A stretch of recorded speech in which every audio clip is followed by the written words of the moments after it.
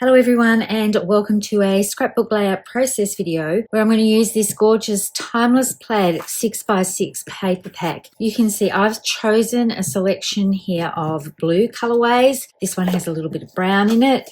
If I turn it over, I could use this colorway if I wanted to. I could use this plaid and that one together and then break it up with this one here. This all works very well, but I think what I'm going to do is this colorway today because I like that combination.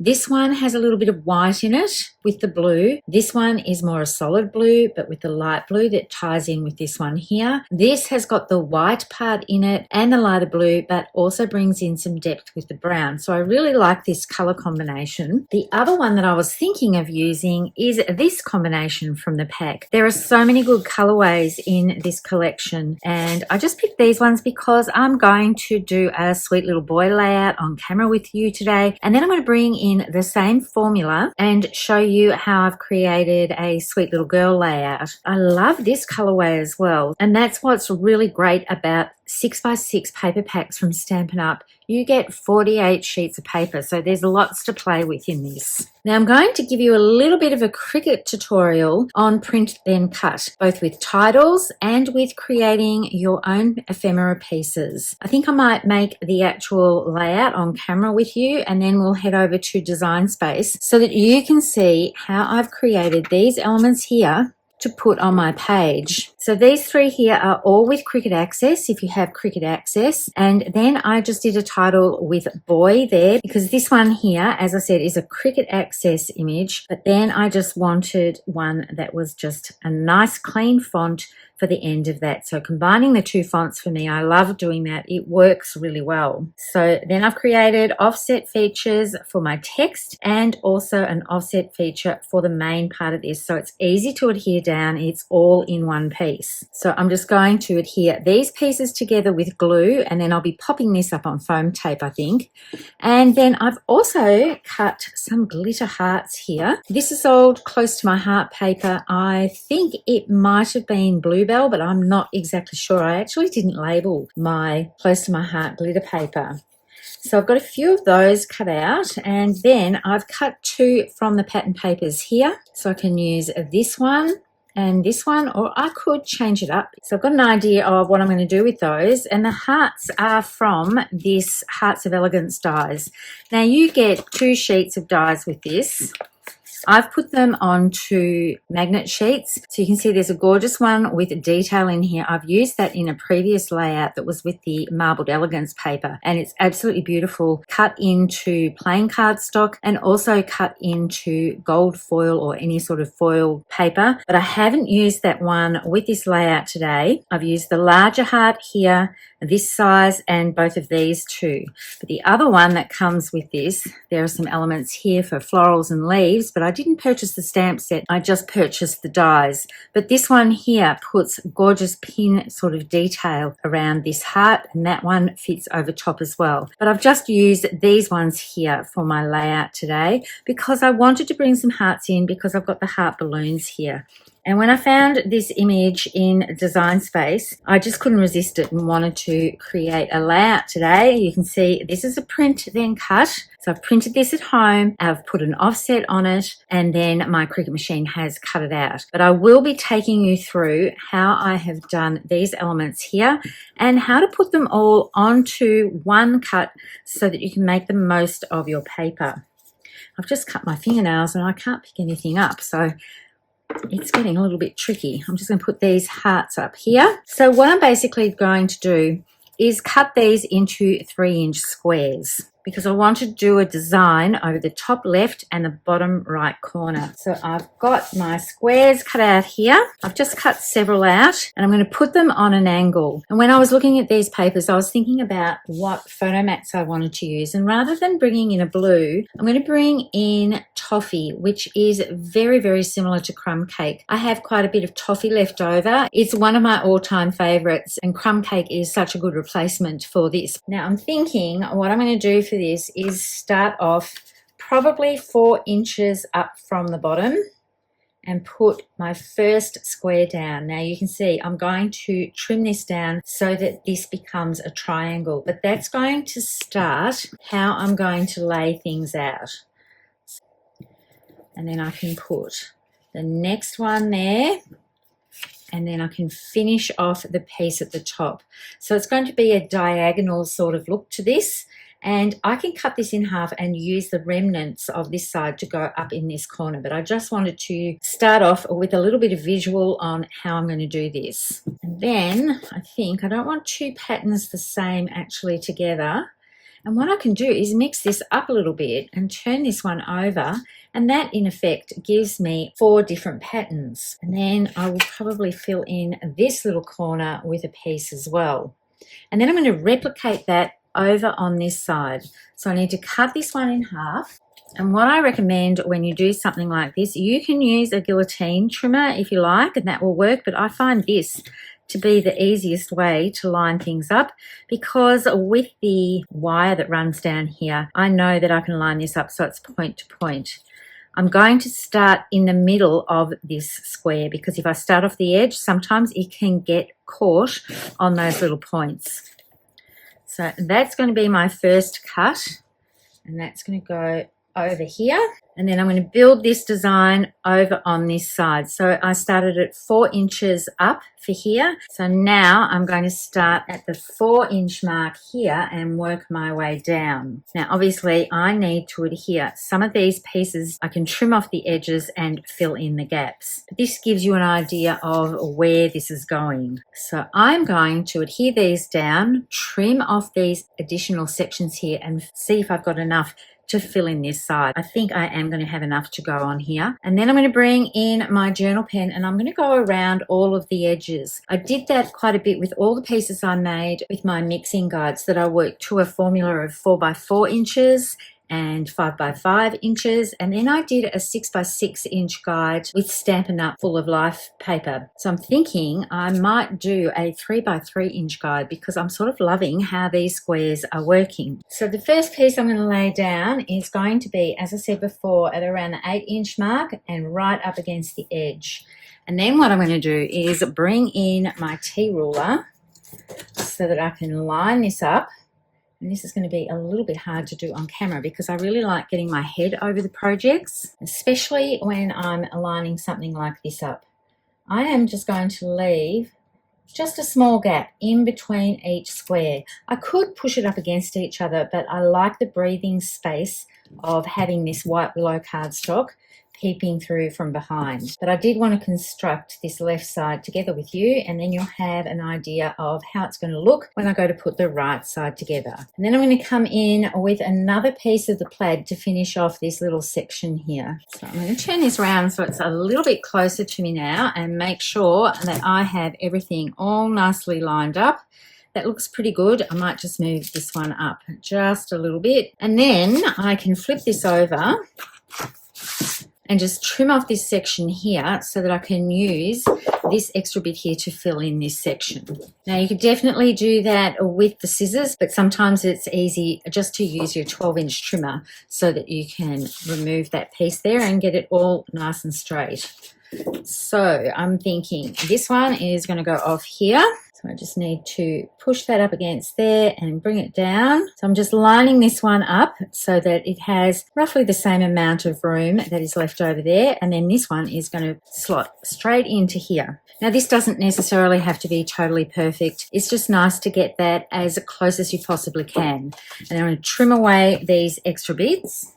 And any pieces that aren't quite stuck down properly, you can just lift up that edge and put a little bit of adhesive there and adhere that down. And I love how this looks. Now the only thing you want to make sure of if you've got a directional type paper is that it goes in the same direction all the way across. This one doesn't matter so much because it is a plaid, but when I show you the little girl page that I've prepared, it does make a difference because one of the papers is a stripe. And then I'm going to bring in some of this Bluebell glitter paper. I have cut this at about 1/8 of an inch. One end's a little bit thicker than the other. Sometimes when it comes to 1/8 of an inch pieces, I'm a little bit challenged. I don't always cut them perfectly straight. And then I can trim those extra little pieces off. And there is my top left corner. Now for my bottom right corner, I still have one of these pieces left over. So this one is going to slot here. And then when I trim that off, I'll have enough of that piece left, I hope, to put in this one. Otherwise, I'll just cut another 3 by 3 inch square. So now what I'm going to do is just show you quickly how I go around the edges of these. Now you could do this before you adhere them down, but the problem is you don't know where the edges are going to be to cut off. So to make this a little bit faster, I just go along all the same areas with the same orientation. So I'm just going all the way around these. Doesn't matter if I'm not totally straight. It's a little bit harder when I don't have my head over the piece. But it's just to give this a little bit of definition. It does not have to be perfect. So then I can come along these straight little edges here, hoping my head is not in the way of the camera at all. But I think you'll agree that just adds a little bit more to those squares and just makes them stand out a little bit. You could do little stitching lines with this, but I figured with the plaids, it might make it look a little bit too busy. So I'm going to adhere these pieces down off camera, and then I'm going to bring in my photo mats and my other elements that I just showed you before to dress up this sweet little boy page. I've got both of these adhered down, and I think they make a really good framing element and bring your eye into where the photos are going to be. So I've already cut my photo mats, and I think the toffee is going to work really well. It's just a case of whether to use the light side or the dark side. So I'm thinking I'll just lay it out with the dark side of this and see how it goes. I always love having either a single photo or 2 photos on one side of the page, and then there are the supporting photos that go across the other side. Now you could have this the other way around. You could have your hero photos on the right and your supporting photos on the left. For some reason, I always seem to gravitate towards the left side. That just seems to just balance things out for me. Now I've got these all in a little dish here, so I'm just going to lay these out. And I think with this heart, I might just tuck that partially under this area here. And you can see as I'm putting these on here, it really doesn't matter if things aren't perfectly all lined up, because our eyes are going to be drawn into the photos. And then I'm going to have my sweet boy element going across here. So this one I've cut on the Cricut, and I've used the light side of toffee. So I just have to work out which way I want to have my mats. If I like the lighter color of toffee here, bearing in mind that my photos are going to go on top. So when I adhere this down, I'm not going to put adhesive up close to the top of this, because I want to be able to slide my photos here. Let me just turn this over and just see. It might be a little bit softer, given that this is like a baby boy page, to have the light side as the photo mat. So I think that's what I'm going to do. I'm just going to flip these all over, and I'm going to dry fit everything on here. And then I've got this bluebell heart to go over top. And I talked about it earlier, I did cut some hearts from the pieces of this. So basically, you only really need 3 sheets of 6x6 papers to do this layout. For the little girl one, I brought in another pattern just to mix things up a little bit. So I'm thinking that's going to go like that. And then these are my little hero pieces that are going to go on. I love these designs. As I said, if you have Cricut access, you can access these. Otherwise, I think you can purchase them as a one-off purchase. And then my little baby boy is going to go down here. I think this is going to look super sweet. I love this colorway, and rather than keeping it all with the blue plaid, bringing in the touches of the brown here really helps softens the layout. So I'm going to adhere these pieces down, and some of them are going to pop up on foam tape, and then I'll need to add some dots and things like that, and I'll put my photo place holders on here as well. These are all cut to true size. So these are 6x4s and these are are 3x4s. So I would trim down a piece of white willow to use as a double mat, and I would trim it down 1/8 of an inch less than this piece here, so that I've got a very fine mat here, then a white, and then I would trim my photo down just a little bit more so that I have a double mat of white then brown. So no matter what the colors are that are on my photo, there's going to be separation from the photo and the colored mat. I know the photos I'm thinking of putting on here, there is a chevron rug and it has this sort of color in here. So I don't want that particular color right up against the photo mat. So I'm going to have white mats to separate that a little bit. So my layout is almost done. The larger glitter hearts are getting some grounding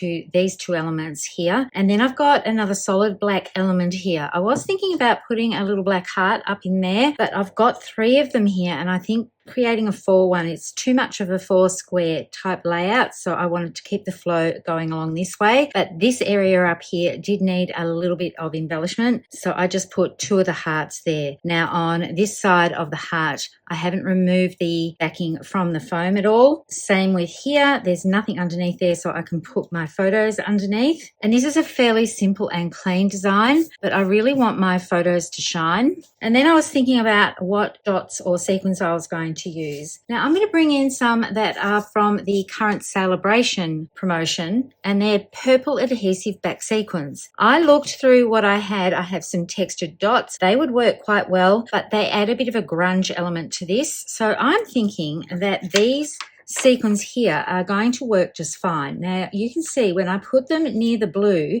some of them pick up the blue. So I'm not going to use the ones with the pink tinge. I'm going to use the clearer ones and the ones that look a little bit blue, and I'm going to scatter those around. But I think the softness of these are going to work really well. So I've got a blue one here, and you can see when I put that onto the layout, there's no glimpse of pink there at all. I'm going to bring this up to the camera so that you can have a little look. So I'm just avoiding the ones that obviously shine pink here. So I'll bring this up so that you can see there's not a trace of pink or purple in those sequins. And that is my layout done. Now for journaling for this layout, you could use one of the photo holders here, or I can just do some strip journaling in here, or even a little bit of journaling on this side. But probably underneath here will be the best place to put the journaling. And there's plenty of room to add additional photos because I can use flip flaps for that. So let me bring in the little girl layout I've created. So it's exactly the same design as this one here with the sweet boy. Instead of using sweet boy, I've done sweet girl, and I've used a CTMH cardstock again here called Limeade. I'm really excited for when all of the color range from Stampin' Up will be available to order in a 2-tone lighter weight cardstock, and that will be coming with the release of the new annual catalogue, I believe. And the 2-tone cardstock is a lighter weight than the Stampin' Up cardstock they have now. That cardstock isn't going anywhere because it is fabulous for making card bases, but they are catering for scrapbookers, which is absolutely fabulous. So all of that will be coming soon. Now, I did want to point out how different the sequins look. Now, these ones, I have used some of the pinker or the purpley tones on here, but they come out as pink on this layout. And I do love how that works out. I've got the glitter hearts and I've got a little girl here instead of a little baby there. But I think this works out really, really well. Now, these papers are from the Celebration special. And I know I just talked about it. It's available until the end of February. And I have to admit, I might be the only one that's not on the toadstool bandwagon with these papers. But there is not a toadstool in sight. So I've used this one here for the green, and you can see the other side is the toadstools. Now, if you love toadstools, then you could put that on here. But I found with them all going a bit sideways, it didn't quite work. So I needed to use the reverse side. Now, this stripy pattern, may as well just get it all out and make a bit of a mess. The stripe pattern, that one works really well. This one doesn't have a toadstool on the other side, but this is quite a busy dot here.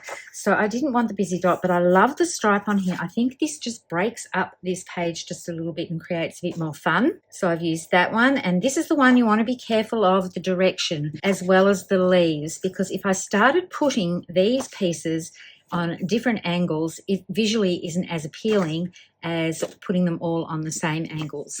So if I just hold that up here, I've got the stripes coming this way and then going that way. So it works much better, in my opinion, if you have all of your stripes going the same way. And I was very intentional with how I cut the little heart here so that these stripes mimicked the direction of the stripes in the squares. So that's two of the papers. And then I brought this one in here. I did prefer this side to this other one here. It was just a little bit too busy to put on the page. There's quite a bit going on with all the patterns here. And I did have a fourth one. The boy layout, I only used 3 patterns, but I flipped one of them over, so that created the fourth. And then I've got this diamond one here. So this was another one I was conscious of which way the direction was going with this, because I didn't want to have them going in different ways across my layout here. And that's got a cute little snail and toadstool theme on here as well. But I haven't used any of those patterns on this layout because I've got my squares on an angle. It just didn't work,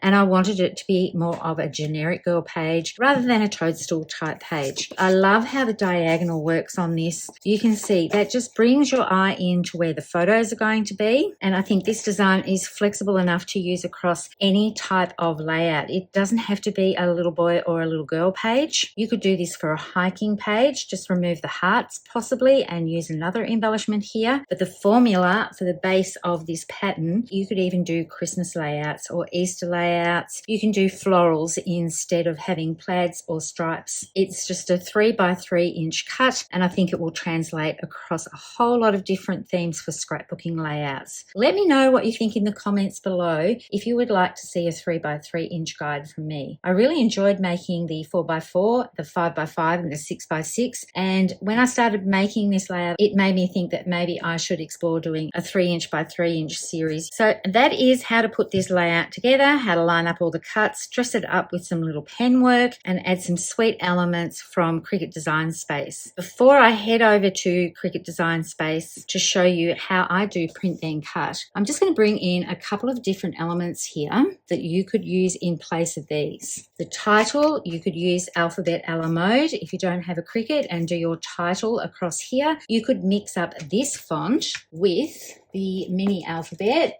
Here it is here. So this font would work quite well if you mixed it up. So you could do sweet in the alphabet a la mode, and you can do boy or girl with the smaller letters here. I've put this in back to front, but I think that would work quite well on a layout like this. And then you can just go through your stamp sets and find some cute little images just to decorate these two elements here. Now, I know I said during the video that I was going to show you how I created these print and cut elements in Design Space and do a tutorial for this at the end of this video, but I have decided to split it out so that the Cricut tutorial part will be easier to find on my YouTube channel. So I will have a link to that in the description below so that you can easily reference it, and it will be a separate video that I will put in my Cricut playlist on my YouTube channel. I just thought it might be something that people are interested in looking at, and then you don't have to go through the making of this layout each time you want to find it or reference it. So I've decided to create that as a separate video on my channel. That and this layout will be posting on the same day. So it'll be 2 videos on the same day of the week for me this week. Not something that I normally do, but I figured that would make more sense so that it's easy to find my tutorial on print then cut and how I do that. So I am going to close this video off now. Thank you so much for tuning in. Make sure you check out the link for the Cricut tutorial video, and in that video I will also link back to this one as well in case you want to cross-reference this. I hope you enjoyed watching me put this layout together. It's such a sweet layout, simple and clean, but I think so effective when you've got gorgeous photos of your children or grandchildren, nieces or nephews. I think this style of layout really helps make the photos stand out because they are the highlight of your scrapbooking. Don't forget to put your journaling in there as well to record those special moments. Once again, thank you for watching. Happy crafting, everyone. I hope to see you next time. Bye for now.